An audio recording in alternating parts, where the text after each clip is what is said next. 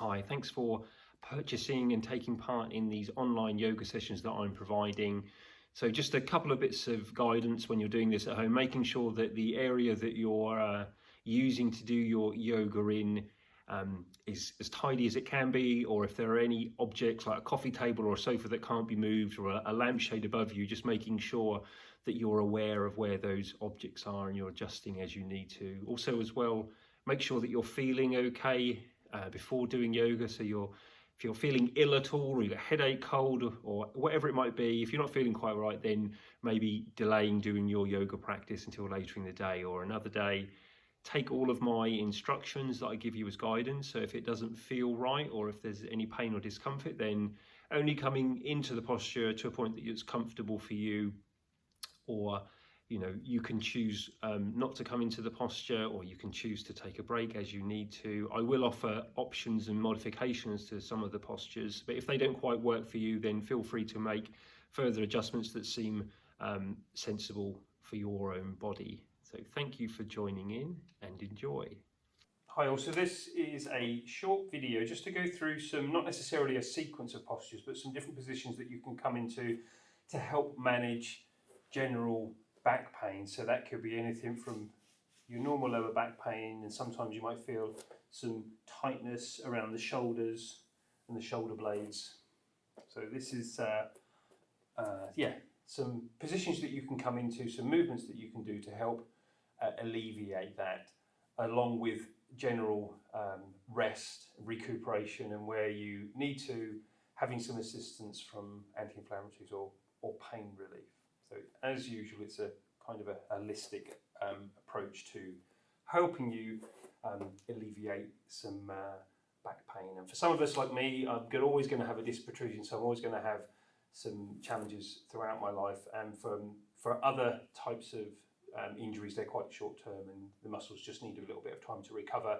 And bearing in mind, with a lot of soft tissue injuries, you're usually looking at around 8 to 12 weeks for recovery, and that can be longer in other cases as well. Right, so we'll go over some, again, this isn't necessarily like a class or a sequence, but we'll go over some movements that should help alleviate some of the back pain. In general, when I'm doing a yoga class, we're looking at with the trunk of the body, the upper body or the spine, we're always putting it through a number of different movements. So that could be side stretches or twists and forward folds and back bends. So in a general yoga class, we'll be going through those different positions from different postures. So some of them are standing postures, some of them are lying down. So we're generally taking it through all of those. But when we're just looking at managing some pain discomfort, we don't necessarily need to go through a lot of the other postures. So we're going to start standing. So we're extending up tall. So that action of extending up, you've probably heard me say it before, but I'll say it again. So you're imagining something that's attached to the crown of the head, lengthening up. So if I was kind of slouching and then extending up, so something's attached to the crown of my head and I'm extending up tall. And with this, we're going to drop the chin slightly. So as you do that action, you're lengthening the spine in the neck, and also we're going to just find a little bit of movement in the pelvis, and we're gently tipping the pelvis back only ever so slightly, so we lengthen the tailbone down. So in theory, we're extending up tall to lengthen the main part of the spine, dropping the chin to lengthen the spine and the neck, slight tilt back of the pelvis to lengthen the spine in the tailbone. So we've extended up. And in a moment, we're going to fold forwards at the waist. So we're going to bend over, but we're going to take a bend in the legs to help alleviate any discomfort in the backs of the legs from the tightness in the hamstrings, and allow you to come right into this forward fold. So we'll take a deep breath, and as we breathe out, we're bringing the chest forwards, we're bending over at the waist. I'm starting to take a bend in the legs, allowing the head to hang. So taking enough of a bend so your belly can rest on your thighs, and in this position, the legs are taking the weight of the upper body and allowing gravity to draw the head down towards the ground, which reduces some of the compression in the spine. Next breath in, we'll reverse this movement. So we're inhaling as we come up. The arms stay hanging until you're upright and the shoulder blades drop back. And again, we extend up. lead with the chest forwards, taking the bend in the legs, belly rests on the thighs, the head hangs, pausing here. Again, when we're upside down like this, we're allowing the spine to decompress. Slowly coming up, the inhale coming up. Drop the shoulder blades back. We'll do that once more. So we're going to inhale, extend up, breathe out as we fold forward. Breathing in, breathe out, leading with the chest forwards. Head hanging. Pausing here.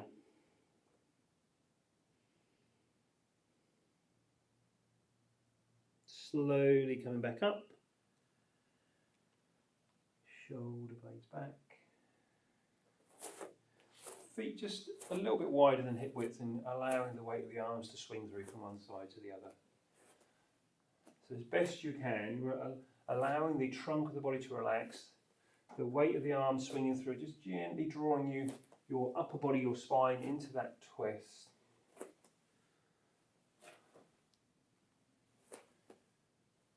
And then allow the arms to just come down by your side as you bring yourself to a stop. Interlace the fingers, knuckles up to the ceiling. So we're extending up again, so we're decompressing, lengthening up, and then coming over to the right side. And then we're coming back up, knuckles up to the ceiling, over to the left. And back into an upright position, extending up to the right. And then coming up, extending up, and over to the left. And then back into an upright position, bringing your arms down by your sides. Shrugging the shoulders up to the ears, bringing them forwards, down, back, up, forwards, down, and back. So we'll continue this circular movement through the shoulders.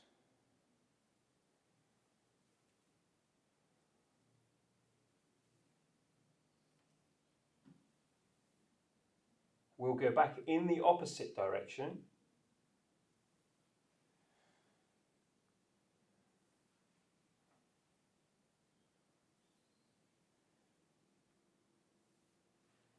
And then allow the shoulder blades to relax down. Interlace the fingers again. Extend the knuckles away. So by reaching forwards, we're separating the shoulder blades across the back. So extending away. And then bring the hands towards you, keeping the arms straight so the shoulder blades come together. And then away. And then coming towards you. Knuckles reach away. And then coming in. And then bringing your arms down by your side. So if we step to the top of the mat, we're extending up, striding back with the right foot, and we'll get this left leg straight. So we're in a position, hips, chest forwards, hands on the hips, extend up, lead with the chest coming forwards, then allowing the head to hang. The hands either stay on the hips or they can come down to the leg. Just pausing here for a few breaths. So the backs of the legs will often have an impact on back pain. So if we've got tight hamstrings and calf muscles, that will have an impact on the back. And that's usually because it causes misalignment, or tight hamstrings can mean that the pelvis doesn't quite sit where it wants to. Coming up. Change feet, so step right foot forwards, back with the left. So the hips square facing forwards, we extend up, lead with the chest, head hangs, hands down to the legs, pausing here.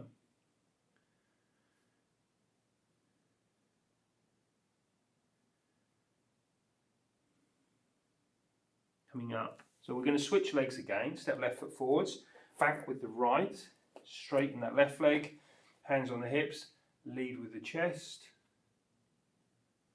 head hanging, hands down to the legs or fingertip on the mat.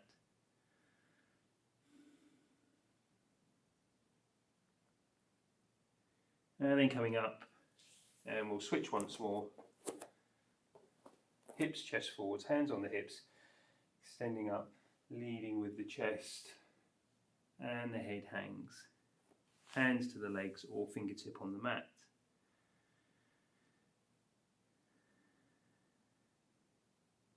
From here we'll come down onto hands and knees. And we'll come into puppy pose. So that's our modified downward dog. So we've got the knees on the mat as opposed to the legs or the knees being lifted. Walk the hands away. So heads between the arms, fingers are spread. Gently press the hands forwards, and as we do that, the bum moves in the other direction. So again, we're lengthening the spine. Pausing here, keeping that pressure forwards. Pop the forearms down, bring the shoulders forwards just to release for a moment. So just as a pause position before we come back into puppy pose. So again, we'll come back to puppy pose. Lifting the forearms up, hands pressed forwards, bum moves in the other direction. Hips are roughly above the knees.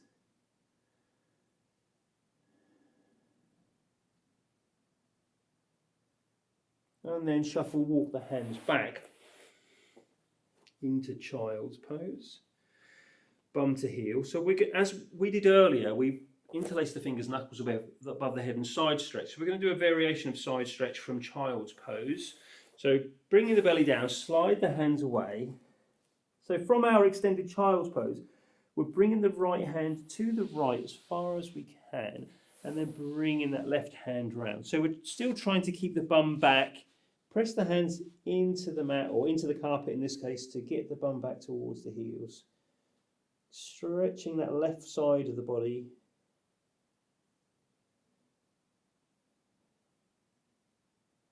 Shuffle the hands back. We'll press them forwards again in this middle position, bum to heels.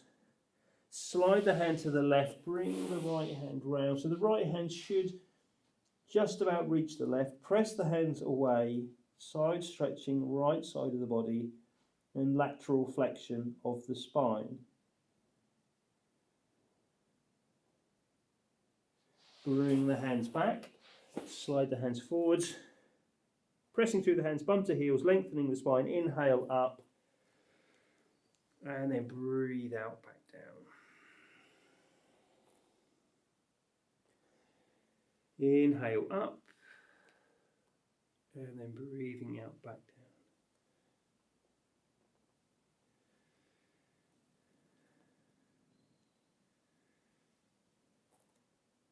down. And pausing in an upright or fours position.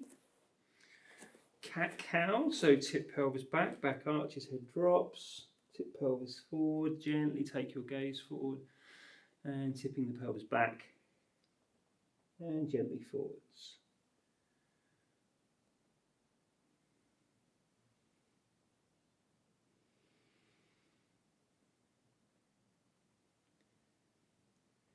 Pausing flat back position so we can twist the spine from here by lifting the right hand up, reach right fingertips to ceiling and right hand down, and then to the left, reaching up and bringing that left hand down. We'll do a variation of that, so from all fours, keeping left hand and knee down, turning the right foot out, right arm up, take the right arm behind the back, look up to the ceiling, gently draw the right shoulder back. So this position for me often gives me a click in that lower spine, which is a good thing because it's releasing gas. And then we'll come back to all fours. Turning to the left, left leg straightens, left arm comes up, sweep that arm behind the back, draw left shoulder back as you look up to the ceiling. Back to all fours. We're going to do that on each side again. So turning to the right, right leg straightens. Right arm comes up, right arm behind the back, turning the head, looking up, gently draw the right shoulder back as you press down through that left hand. Then back to all fours. Turning to the left, straightening left leg, left arm up, left arm behind the back, turning the head, looking up. And then coming back to hands and knees. From here, And we're just going to do a couple of what's called restorative postures. So you might well be aware what they are. If you're not, I'll demonstrate. So they're supported postures that we stay in for a few minutes. I'm not going to stay them into them, get my English right. I'm not going to stay in them for a few minutes. I'm just going to demonstrate the setup. And you don't have to, so this is a yoga bolster. You don't have to have a bolster. It might be that you'll use some pillows, cushions, or bits of the sofa you can pull out on the ground. So we're going to come into what's called supported child's pose. So I've got a yoga block down, I've got my bolster on top. So for some people used to coming into this posture, you won't necessarily need a block on the ground. I'll come into it, and then I'm going to come out and talk a little bit more so you'll get an idea about what we're working towards. So with supported child's pose, I've got the knees wide, bum comes back, belly comes down, head turns to one side. So in this position, the arms are out to the side, so the shoulder blades are separating, and it's allowing that back to stretch and release. So I'll come back up. So the part of the reason for the block, and I might have another block under there as well to lift it up, so I can really drape over the bolster, so it's gently stretching the back. I've got the blanket here, so you might have a blanket on the bolster, or, so I know for some people that extending the toes can be uncomfortable. For some people it's absolutely fine, but we don't want to be distracted by discomfort, so what we can do is roll a blanket, and that supports the tops of the feet, which will help take out most of that discomfort. Coming down. Another area where you might notice some discomfort is the contact of the knees pressing down, so you could fold the mat up, or you could put another blanket down. And when you're in this position, so we'd normally stay in supported postures for up to 10 minutes. You can obviously decide how long you want to stay. So when we're in this position, we're probably closing the eyes, allowing yourself to relax. And in this particular posture, this particular supported posture, we want to make sure that we turn the head every now and again, so we get an even stretch through the neck. If coming into this posture isn't going to work for you because of the position of the legs, there is another way of coming into a very varied posture. So I'm going to pop my block down there, and I'm going to have the legs out long and bring my chest down onto the bolster and head down. So again, I've got a similar stretch as I drape over the bolster with the arms out to the side, stretching, opening the back. And with this particular position, because my head is down, I can just keep it here and stay here without needing to turn the head. So again, to get the most out of these supported postures, you want to, if you can, and you're comfortable to stay in them to up to 10 minutes, then doing that. Another supported posture, which is good for backs, is where we are lying on our side. And this is often something that a lot of people with back problems will know about already, and they'll do when they go to bed. So we're lying on our side, got the leg bent and on the bolster. And with the head, I generally have the arm out and the blanket here, but that it might be that you don't have the arm there and you fold the blanket up. And again, we'd stay in this position for a few breaths, relaxing.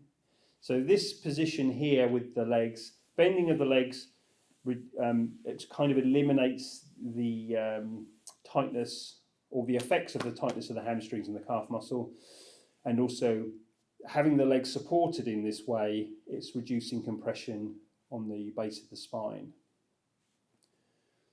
So again, we'd stay in this position for a good few minutes, and then we'd switch sides so that this leg is on the ground and the other leg is on the top. So staying here, comfortable, very comfortable. And also as well, so when you go to bed, if you weren't familiar with this type of support in the bed, you can have it in the bed, also a pillow between the legs. And it just helps keep the thighs parallel. Obviously, this is a bit chunkier than a pillow, so we're keeping the thighs parallel, because when we lay on our side, sometimes that can cause undue strain down the side of the thigh, the buttocks, which will then have an impact on the back and other pain in the back.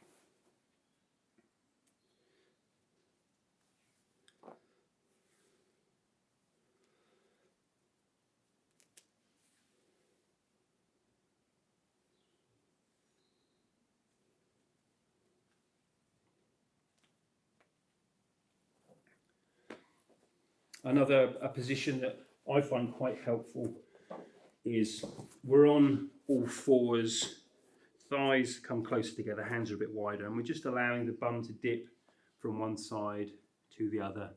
And like with a lot of these postures, if we do that movement with the out breath, we're likely to get a little bit more movement. By moving with the out breath, the body relaxes with the out breath, and we're telling the nervous system that we're all safe, everything's okay, and it will know that the body can maybe go a little bit further. So we could breathe in, breathe out, hips come to one side, inhale back, and then breathing out, back and out. Another posture that we do that's quite common in my classes, so we'd be on all fours, extending that leg, sliding over. So this is another variation of side stretch or lateral flexion of the spine. So I've slid this left foot to the right as far as I can, then looking over the right shoulder, and then coming back, extending, sliding it to the left, and looking over the left shoulder, and then back. And just to finish, I will demonstrate a variation of our spinal twist, our supine spinal twist that we often finish the class with. So, because it's easier to describe on video, we'll come into this twist here, which is good twist, great for the spine, and again, I might often get the odd click or two here, which helps create reliefs. So in this position, this is my right hand, it's on the ground, left hand's guiding this right leg over. So for some people, you're coming over this side, but the right arm's kind of hanging, or it's not reaching the ground. If that's you, allow the arm to bend so we can get the arm down. It just provides support and avoids the arm hanging. So a variation of this, so I'm legs bent, I'm feet flat, I'm going to lift my bum up and I'm going to move it over to my left, and then I'm going to put it down. So I've got a slight curve in the body. I'm then going to cross left leg over right leg, and with my right hand, I'm going to use that hand to support the legs as they both come over. So they're both crossed, coming over to my right. And then if you're comfortable, you can allow the hands to come away, allow the legs to come into this twist. So it's, from my experience, it's a deeper twist. And then to come out of it, to avoid putting any undue load on that lower back, using the right hand to press the legs up, uncrossing, shifting the bum over to the other side, right leg crosses over, and again we're coming over.